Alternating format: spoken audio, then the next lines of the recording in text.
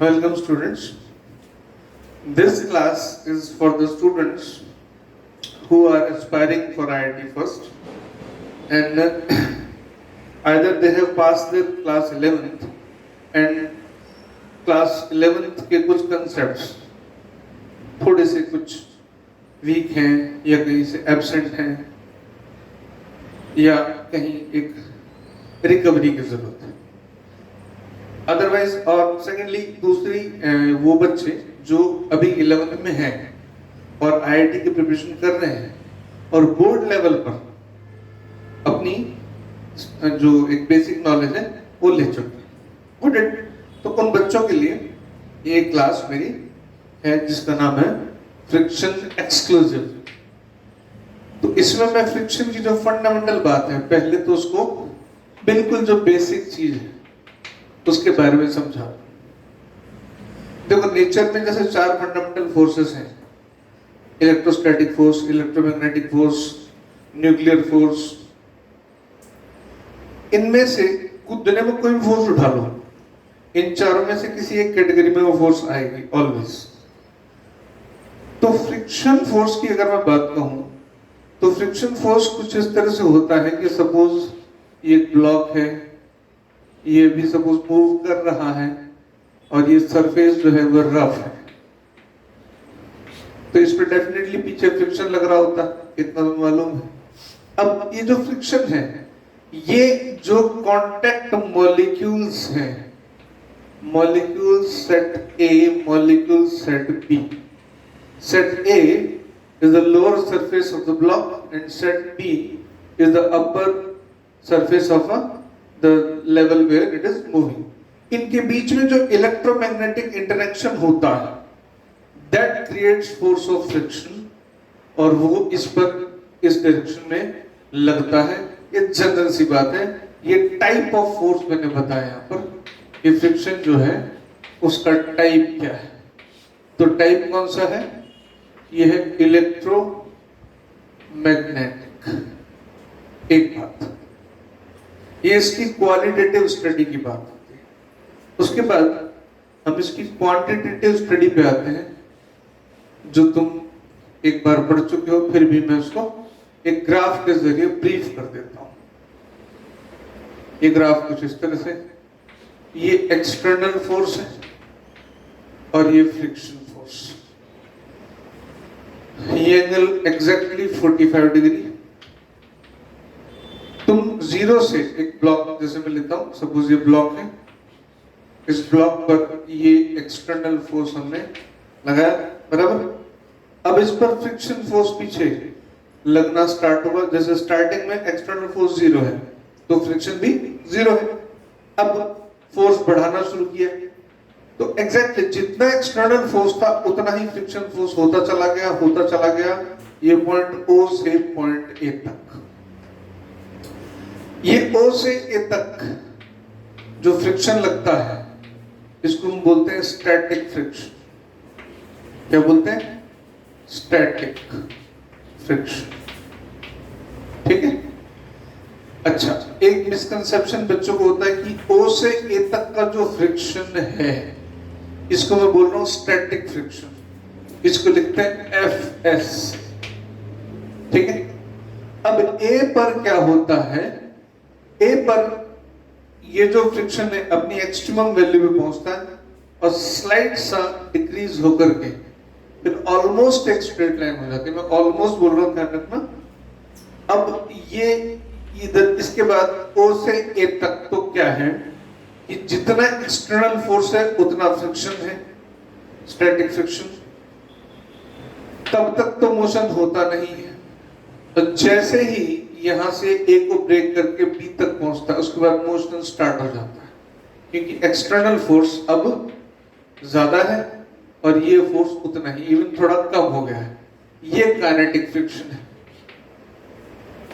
अच्छा, kinetic friction का तो स्ट्रेट फॉरवर्ड है, ये सीधा सीधा सा जो भी इसकी कांस्टेंट वैल्यू। स्टैटिक के बारे में जो मिसकंसेप्शन है वो समझाएंगे। ये पॉइंट ए पर स्टैटिक फ्रिक्शन की एक्चुअली देखो ओ से ए तक स्टैटिक फ्रिक्शन कंटिन्यूअसली इंक्रीज हो रहा है। ओ से ए तक इट इज कंटिन्यूअसली इंक्रीजिंग और ए पर पहुंच के इसकी वैल्यू मैक्सिमम है, इसको लिखते हैं एफ एस मैक्सिमम। तो ये जो स्टैटिक फ्रिक्शन है इसको ऐसे लिखा जाएगा less than equals to F S maximum. मैं एक एग्जांपल लेता हूं, सपोज एक ब्लॉक है, उसका मास 2 kg है और यहाँ म्यू की वैल्यू, अब इन जनरल मालूम मैं म्यू एस लिखता हूं, ठीक है। म्यू एस की वैल्यू है 0.8। यहां से हम फोर्स लगाते हैं 8 न्यूटन। अब पूछा जाए कि पीछे फ्रिक्शन कितना है, तो पहले चेक करते हैं इसका नॉर्मल रिएक्शन फ्रिक्शन का formula, friction F S maximum का जो फॉर्मूला होता है वो होता है म्यू एस एन। मैं स्ट्रेट फॉरवर्ड बोला तुम पढ़ चुके हो, क्लियर। ऐसे ही काइनेटिक फ्रिक्शन का होता है म्यू के एन। मैक्सिमम केसेस में म्यू एस म्यू के अलग अलग नहीं दिया होता, कुछ केसेस में दिया होता, तो वो बहुत बड़ा इश्यू नहीं है। अब यहां पर मैं अगर एफ एस मैक्सिमम की बात करूं, यानी कि म्यू एस एन, तो म्यू एस एन कितना है? म्यू एस कितना? 0.8, एम जी नीचे एन ऊपर, एंड बाय डिफॉल्ट यहां पर एन एम जी के बराबर है और एम जी हो जाता है 20। ये हो गया 16 न्यूटन। अब मैक्सिमम पॉसिबल फ्रिक्शन जो लग सकता है वो है 16 न्यूटन। हमने कितना फोर्स लगाया है? 8 न्यूटन, यानी ये वैल्यू तो 16 है लेकिन हमने कितनी लगाई अभी? 8। तो फ्रिक्शन भी कितना लगेगा? इस वक्त कहा जाए तो फ्रिक्शन स्टैटिक होगा, कितना होगा? 8 न्यूटन। अब तुमने इसको बढ़ा के मान लो 10 कर दिया एक्सटर्नल फोर्स को, तो फ्रिक्शन भी कितना हो जाएगा? 10, 12, 14, again it will also become 12, 14। जैसे तुमने 16 किया एक्सटर्नल फोर्स को, अब फ्रिक्शन फोर्स अपनी मैक्सिमम वैल्यू पे पहुंच जाएगा और 16 से स्लाइटली इंक्रीज किया तो अब फ्रिक्शन अपनी मैक्सिमम वैल्यू से बढ़ना रुक जाएगा, या तो कांस्टेंट हो जाएगा या कम हो जाएगा, बढ़ेगा नहीं। या तो बढ़ना मतलब 16 न्यूटन हो गया तो मैक्सिमम पॉसिबल वैल्यू है, उससे ऊपर तो जाएगा नहीं, जा सकता नहीं, उससे कम जरूर हो सकता है। मान लेते हैं इसी सरफेस के लिए म्यू के की वैल्यू 0.6 है, तो एफ के जो है वो म्यू के एन मतलब 0.6 इंटू 20 मतलब 12 न्यूटन हो जाएगा। अब तुम्हारा फोर्स 16 न्यूटन या उससे ज्यादा है, 16 न्यूटन प्लस, और पीछे फ्रिक्शन है ओनली 12 न्यूटन। अब मोशन हो जाए तो O से A तक जो है ये स्टैटिक फ्रिक्शन है और ये सेल्फ एडजस्टिंग है। ये O से A तक इसको सेल्फ एडजस्टिंग बोलते हैं। जितना आगे लगाते जाओगे उतना पीछे लगता जाएगा। मत लगाओ, नहीं लगेगा। तुमने 0 फोर्स लगा दिया, तुमसे पूछा फ्रिक्शन नहीं है, ऑफ कोर्स, क्योंकि कोई फ्रिक्शन क्रिएट करने वाला ऑब्जेक्ट ही नहीं, कोई रीजन ही नहीं। तो यहां तक की बात आई होप तुम इतना डिटेल्स में पढ़ चुके हो। अब मैं डायरेक्टली जो प्रॉब्लम्स हैं उस पे आता हूं और प्रॉब्लम से ही कुछ अलग बातें मैं बता सकता हूं। देखो, सबसे पहले मैं एक सिंपल सा एग्जांपल लेता हूं विद कैलकुलेटेड वैल्यूज। ये एक ब्लॉक है,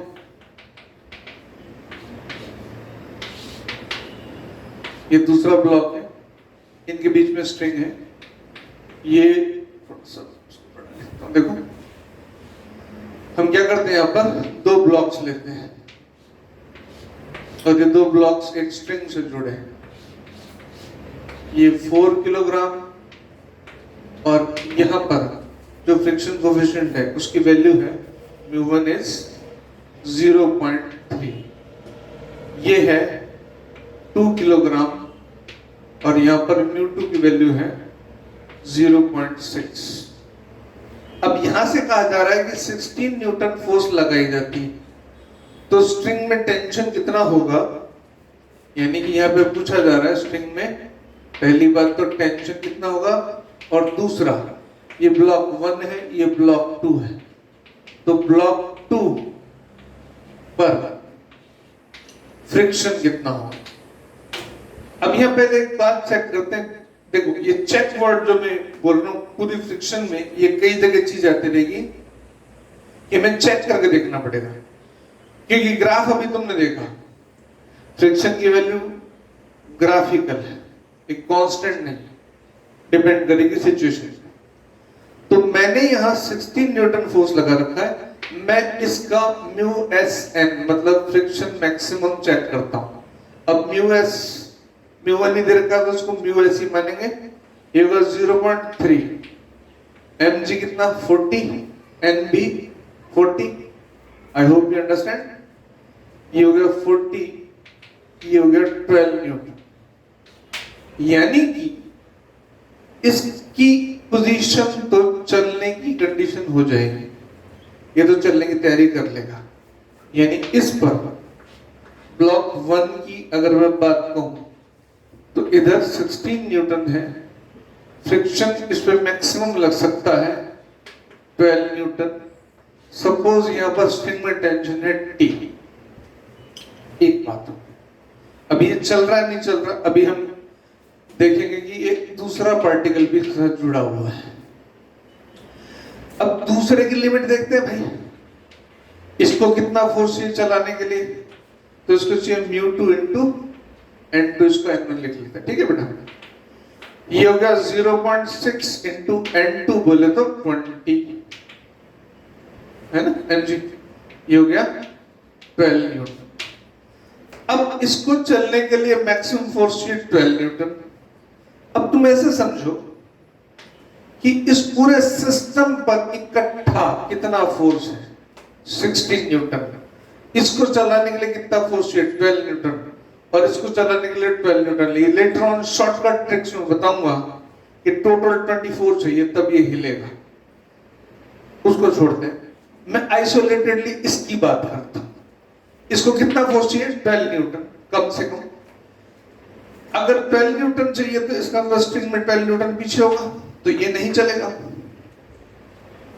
ये एक डिस्पैरिटी होगी।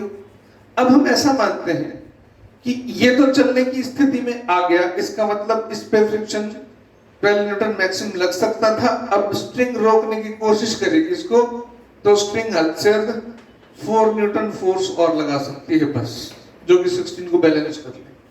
तो स्ट्रिंग में टेंशन कितनी हो सकती है 4 न्यूटन, और 4 न्यूटन इसको चला नहीं सकता, क्योंकि इसको कितना चलाएगा 12 न्यूटन। अब स्ट्रिंग में टेंशन क्लियरली 4 न्यूटन हो गई, और ब्लॉक 2 पर फोर्स ही 4 न्यूटन लग रहा है, और उसका मैक्सिमम फ्रिक्शन लग सकता है 12 न्यूटन। मैक्सिमम 12 है, लेकिन अभी कितना है स्ट्रिंग का टेंशन कितना 4 न्यूटन। तो फ्रिक्शन भी कितना होगा, यहां पर Fs2 लिख देता हूं 4 न्यूटन। Got it. एक सिंपल सा एग्जांपल है, इसमें हमने ये देखा कि दो ब्लॉक्स कर, जो अभी हमने ग्राफ बता उसी बात को मैं प्रूव कर रहा हूं। पहले वाले के लिए कंडीशन फुलफिल हो रही है, वो चलना चाह रहा है, लेकिन उसको पीछे रोकने के लिए स्ट्रिंग खड़ी है। अब स्ट्रिंग कहती कि मैं इसको भी लेके चलूंगी, ये कहता मैं तो 12 न्यूटन होऊंगा तब चलूंगा। तो अब स्ट्रिंग 12 न्यूटन कैसे होगी, ये तो हो ही नहीं सकती। क्यों भाई, इस पे 16 फोर्स लगा है, फ्रिक्शन मैक्सिमम 12 लग सकता है पीछे, स्ट्रिंग अपनी मर्जी से फोर्स लगाएगी नहीं। अब स्ट्रिंग को खींचना पड़ गया कितना एक्स्ट्रा 4, तो स्ट्रिंग खींच गई 4 न्यूटन से। अब स्ट्रिंग इसको कहती है भाई तू भी चल, ये कहता मैं कैसे चलूं, मेरे को तो 12 न्यूटन चाहिए, तो कुछ भी नहीं चलेगा, मोशन होगा नहीं, लेकिन फ्रिक्शन फोर्स होगा। इस पर मैक्सिमम अपना 12 न्यूटन, स्ट्रिंग में 4 न्यूटन, और इस पर भी कितना फोर्स 4 न्यूटन। ये एक सिंपल सी स्टार्टिंग जो है, जो मैंने कंसेप्ट बताया उसके बेसिस पर मैंने स्टार्टिंग प्रॉब्लम तुम्हें यहां समझा दी। अब ऐसे ही कुछ और प्रॉब्लम्स भी तुम आराम से देख सकते हो। अब मैं दूसरे टाइप पर आता हूं। एक्चुअली तुम ऐसा समझ सकते हो कि टाइप्स की बात कर रहा हूं मैं अभी। लेटर ऑन बच्चे के बाद शॉर्ट ट्रिक पूछते हैं तो बेटा उसका तरीका ऐसा होता है कि पहले तुम कोई चीज ठीक से समझ लो, थोड़े से क्वेश्चंस करने के कैपेबल हो जाओ, फिर शॉर्ट ट्रिक बताई जाती है, एकदम से नहीं बताई जा सकती। अगर कोई कहता है कि मैं स्टार्टिंग में शॉर्ट ट्रिक बता रहा हूं तो ही और she is making you fool, impossible है। तुम एक सीधा रास्ता नहीं जानते तो शॉर्टकट कैसे पता चलेगा? वेल, दूसरा एक बहुत कॉमन, मैंने कहा ना ये तुम समझना, ये लेवल 1 की मैं बात कर रहा हूं डेफिनेटली, ये लेवल 1 यहां लिख देता हूं, पुशिंग और पुलिंग। अब मैं क्या करूं, म्यू एस म्यू के अलग अलग नहीं लिखूंगा, खाली म्यू लूंगा, क्योंकि प्रैक्टिकली म्यू एस म्यू के में ज्यादा डिफरेंस नहीं होते। पहला एक केस लेते हैं, सपोज हम एक ब्लॉक को इस तरह से ऐसे फोर्स लगाते हैं और इधर खींचते हैं, ये एंगल हॉरिजॉन्टल से अल्फा है, तो हमें एफ मिनिमम निकालना है। ये क्या हो गया? पुलिंग, ये पुलिंग चल रहा है। अब यहां पर क्या वैल्यू आएगी इसकी देखते चलो। इस पर एम जी नीचे, नॉर्मल रिएक्शन ऊपर, फ्रिक्शन इधर। अब F के कंपोनेंट्स हो सकते हैं F cos अल्फा और इधर से F sin अल्फा। अब तुमने एक बात पढ़ी है कि फ्रिक्शन की जो मैक्सिमम वैल्यू है, हम मैक्सिमम की बात करें ना भाई, मैक्सिमम वैल्यू है वो म्यू एन ऐसा लिख देते हैं, हालांकि वो F S maximum mu S N की जगह F equals to mu N होता है। इंपॉर्टेंट बात है कि यहाँ पे म्यू के साथ क्या होता है? एन होता है, और एन हमेशा एम जी के बराबर नहीं होता। अब तक तुम ये बात समझ गए होगे। देखो जरा यहां पर लेते हैं F sine alpha plus N is equal to M G, तो यहां से n आता है M G minus F sine alpha. तो फ्रिक्शन फोर्स की वैल्यू यहां पे हो जाती है, मैं इसको इस तरह से लेता हूं, तो फ्रिक्शन फोर्स जो है वो हो जाती है म्यू एन माने mu M G minus F sine alpha. Okay, अब ये मूव कब करेगा? जब एफ कॉस अल्फा एग्जैक्टली इस फ्रिक्शन के बराबर या जस्ट एक्सी, हमें एक्चुअली जो कैलकुलेशंस निकालते हैं वो निकालते हैं क्रिटिकल, कि हम ये मान लें कि F cos alpha horizontal force आगे की तरफ, फ्रिक्शन फोर्स हॉरिजॉन्टल पीछे की तरफ के बराबर हो जाए तो चलना शुरू हो जाएगा। ठीक है, आगे चलते हैं। F cos alpha mu M G minus F sine alpha, F cos alpha mu M G minus mu F sine alpha.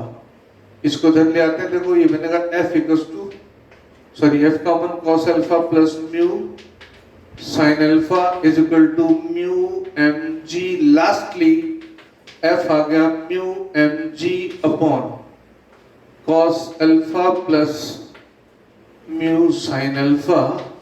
ये कैलकुलेशन तुमने 11th क्लास में पढ़ी होगी, 11th वाले भी शायद तुमने बोर्ड लेवल पे इसको पढ़ा होगा। ये कौन सी सिचुएशन है? पुलिंग, पुल कर mu M G upon cos alpha plus.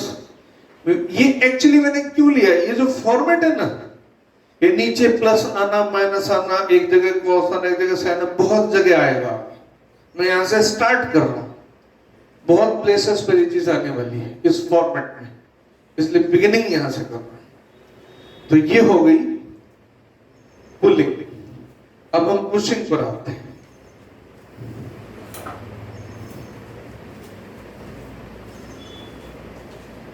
देखो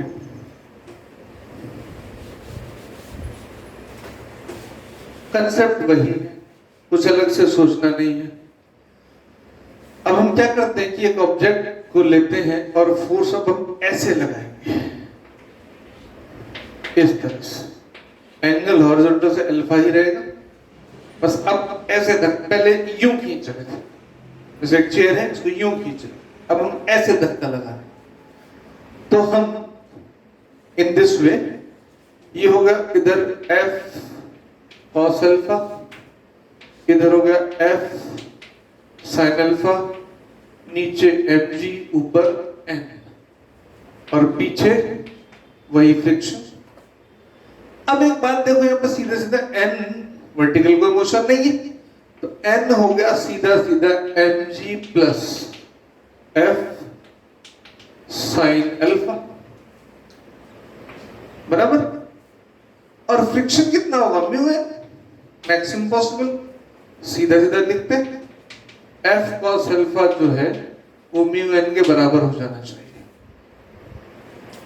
थोड़ी सी जगह कम है, इसको जगह बनाते हैं यहाँ पे। देखो अब यहां लिखते हैं F cos alpha, mu N हो रहा ऊपर, M G plus F sine alpha, इसको लिख दिया F cos alpha mu M G plus mu F sine alpha. ठीक है भाई, ऊपर लिख दिया F cos alpha minus mu F sine alpha is equal to mu M G. देखो उस इक्वेशन को, म्यू एफ साइन अल्फा को मैं इधर ले गया, F common cos alpha minus mu sine alpha is equal to mu M G. F हो गया mu M G upon cos alpha minus mu sine alpha. पिछले रिजल्ट में ध्यान दो, मैंने कहा ना ये टर्म बार बार आती रहेगी। नीचे था cos alpha plus mu sine alpha, numerator बड़ा था तो नंबर छोटा होगा, या न्यूमरेटर छोटा है तो नंबर बड़ा होगा। इसका मतलब थ्योरेटिकली ऐसे पुश करना पुल करने से ज्यादा डिफिकल्ट है। अच्छा प्रैक्टिकली तुम सोचते हो कि हम तो चीजों को ऐसे धक्का देते हैं आसानी से हो जाता है, वो एक्चुअली क्या होता है, तुम्हारी बॉडी का वेट आ जाता है।